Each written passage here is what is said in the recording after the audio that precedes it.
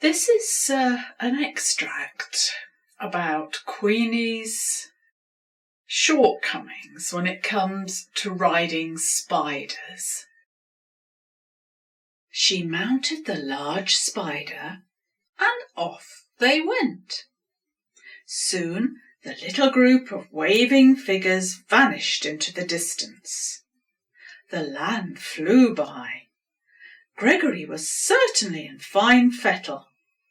Riding by spider is most exhilarating. Queenie felt as if she was floating on a swift, smooth wind. Gregory's 8 legs ran faster and faster, his body suspended in the air, while his feet beat an almost imperceptible tattoo over the ground. Leaves and trees flashed by. Now they were approaching the elm stump that marked the border of the little kingdom. The bird swooped ahead, avoiding trees. Unfortunately, its flight was not restricted to the pathways, and Queenie was soon obliged to ride Gregory through thickets of spiny blackthorn. The spider certainly did not take to scratches from all sides. Ahead lay a forked pathway. The right-hand path disappeared into more thickets. The other led to open fields and soft grass. "Faster, Gregory, faster!" yelled the Queen, as the bird dived out of sight beyond another thicket. "Come on, or we'll never catch up." She shook the reins hard, but Gregory was having none of it. Glimpsing the soft option, he turned swiftly. Such lovely cool grass to soothe a scratched and sore belly.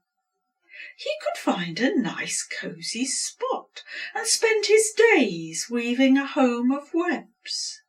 In such a place food was sure to be plentiful.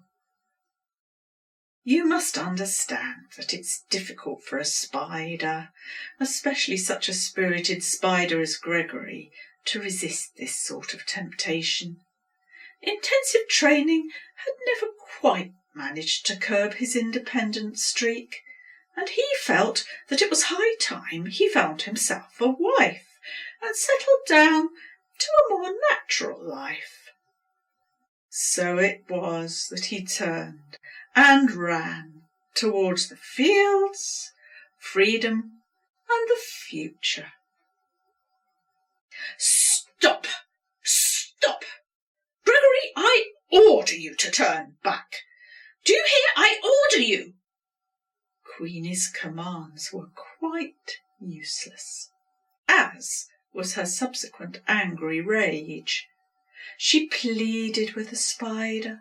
She implored him to stop. She even tried bribery. All to no avail.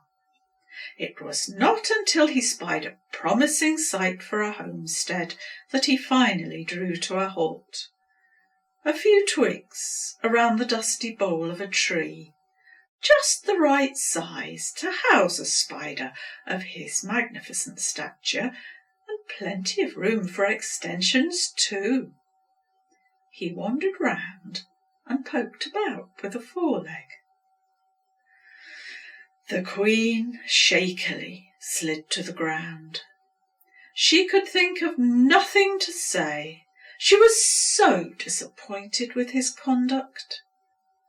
"Wait till Chucklegorgon hears of this," was all she could manage. "You'll feel so ashamed, Gregory." She knew the threat was an empty one. The spider was all too aware of the jester's disappearance. There was no sign of the bird, and here she was, miles from anywhere, in a land she hardly knew.